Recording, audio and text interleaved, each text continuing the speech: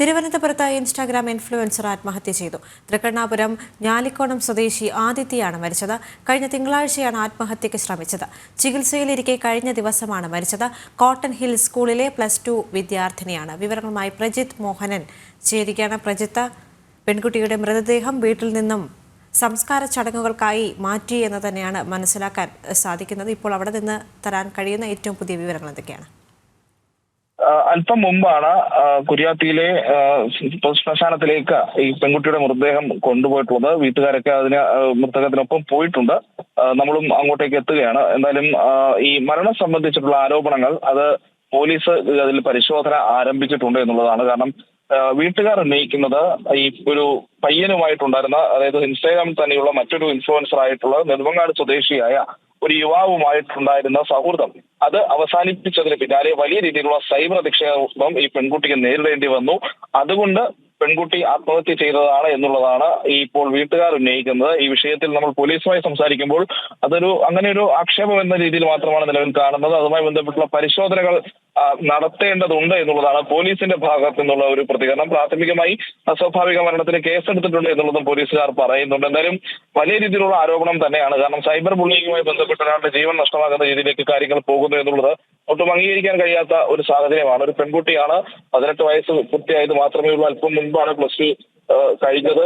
അങ്ങനെ നിൽക്കുന്ന സാഹചര്യത്തിലാണ് ഇപ്പോൾ ഇത്തരത്തിലൊരു ആത്മഹത്യ എന്ന് പറയുന്ന രീതിയിലേക്ക് കാര്യങ്ങൾ പോയത്. തിങ്കളാഴ്ചയാണ് പെൺകുട്ടി വീട്ടിനുള്ളിൽ തൂങ്ങി മരിക്കാനുള്ള ശ്രമം നടത്തിയത്. പിന്നീട് ചികിത്സയിലിരിക്കെ കഴിഞ്ഞ ദിവസം വൈകുന്നേരം മരണപ്പെടുകയായിരുന്നു. ഇന്ന് ഉച്ചയോടെ പോസ്റ്റ്മോർട്ടം നടപടികളും പൂർത്തിയാക്കിയ ശേഷമാണ് ഇത്തരത്തിൽ മൃതദേഹം ഇപ്പോൾ സംസ്കരിക്കാൻ കൊണ്ടുപോയത്. കഴിഞ്ഞ ദിവസങ്ങളിലൊന്നും ഇതുമായി ബന്ധപ്പെട്ടുള്ളൊരു വിഷയങ്ങളൊന്നും, അല്ലെങ്കിൽ ഈ വിഷയങ്ങൾ പുറത്തേക്ക് വന്നിട്ടില്ല എന്നുള്ളതാണ്. കാരണം ഇന്ന് ഈ വൈകുന്നേരത്തോടെയാണ് ഇത്തരത്തിൽ ഈ സൈബർ ബുള്ളിങ് ആണ് ഈ പെൺകുട്ടിയുടെ മരണത്തിന് കാരണമായത് എന്ന രീതിയിലുള്ള ആരോപണം വരുന്നതും അതുമായി ബന്ധപ്പെട്ടിട്ടുള്ള ഇതൊരു വിവാദത്തിലേക്ക് തന്നെ കാര്യങ്ങൾ പോകുന്നത് എന്നുള്ളത്. എന്തായാലും ഇതിലൊരു വ്യക്തത വരുത്തേണ്ടത് പോലീസാണ്. കാരണം ഈ പെൺകുട്ടി +2 പരാജയപ്പെട്ടിരുന്നു എന്നുള്ളതാണ് നമുക്കിപ്പോൾ പ്രാഥമികമായി മനസ്സിലാക്കാൻ കഴിയുന്നത്. അപ്പോൾ ഒട്ടനവധി വിഷയങ്ങളുണ്ട്. അപ്പോൾ ഒരു സൈബർ അധിക്ഷേപം മാത്രമാണോ ഇതിന് പിന്നിലുള്ള കാരണം, അല്ലെങ്കിൽ ഇത്രയധികം പെൺകുട്ടിയെ സൈബർ അധിക്ഷേപത്തിലൂടെ ഒരു മരണത്തിലേക്ക് തള്ളിവിടാൻ രീതിയിൽ ഈ അധിക്ഷേപം നടത്തിയത് ആരാണ് എന്നതൊക്കെയുള്ള വിവിധ വിഷയങ്ങൾ നിലനിൽക്കുന്നുണ്ട്. അപ്പോൾ കുട്ടിയുടെ സുഹൃത്തുക്കൾ ആരും കാര്യമായിട്ട് മാധ്യമങ്ങൾക്ക് മുന്നിൽ പ്രതികരിക്കാനോ തയ്യാറായിട്ടില്ല. എന്നാലും വീട്ടുകാരുടെ പ്രതികരണം നമ്മൾ തേടാൻ ശ്രമിക്കുന്നുണ്ട്. ആ പ്രതികരണം ലഭ്യമായതിനു ശേഷമായിരിക്കും നമുക്ക് ഇക്കാര്യത്തിൽ കൂടുതൽ ഈ കുടുംബം എന്താണ് ആരോപിക്കുന്നത് എന്നുള്ള കാര്യത്തിൽ കൂടുതൽ വ്യക്തത നൽകാൻ കഴിയുന്നത്. പ്രജിത്ത്, ഈ നെടുമങ്ങാട് സ്വദേശിയായ യുവാവുമായിട്ടുള്ള പെൺകുട്ടിയുടെ സൗഹൃദം അല്ലെങ്കിൽ ആ ആരോപണങ്ങൾ കുടുംബം മുന്നോട്ട് വയ്ക്കുമ്പോൾ പോലീസ് ഈ യുവാവിനെ എത്രയും പെട്ടെന്ന് തന്നെ കസ്റ്റഡിയിലെടുത്ത് ചോദ്യം ചെയ്യുന്ന സ്ഥിതിഗതികളിലേക്കാണോ കാര്യങ്ങൾ മുന്നോട്ട് പോകുന്നത്? കാര്യത്തിലൊരു വ്യക്തത നമ്മൾ പോലീസിനോട് സംസാരിക്കുമ്പോൾ നമുക്ക് പോലീസ് തരുന്നില്ല. കാരണം ഈ സൈബർ അധിക്ഷേപം ഉണ്ടായിട്ടുണ്ടെങ്കിൽ അത് നടത്തിയത് ആര് എന്നുള്ളൊരു ചോദ്യം ബാക്കി നിൽക്കുന്നുണ്ട്.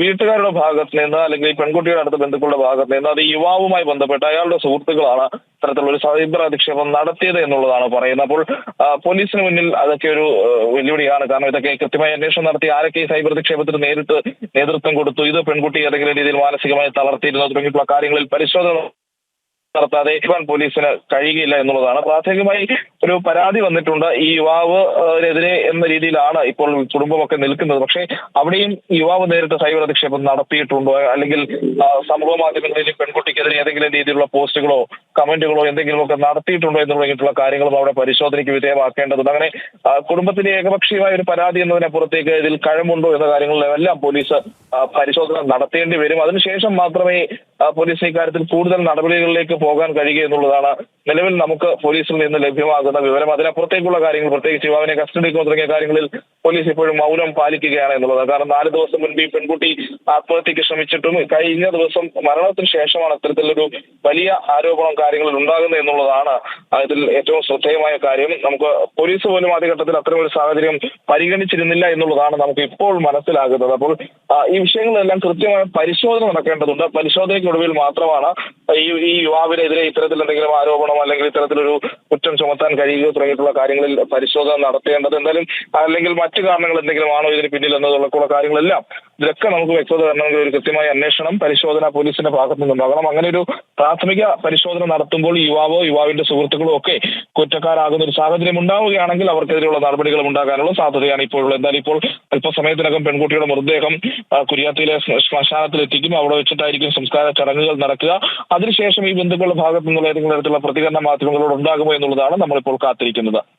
ശരി, തിരുവനന്തപുരത്ത് നിന്ന് പ്രജിത് മോഹനനാണ് വിവരങ്ങൾ പങ്കുവച്ചത്.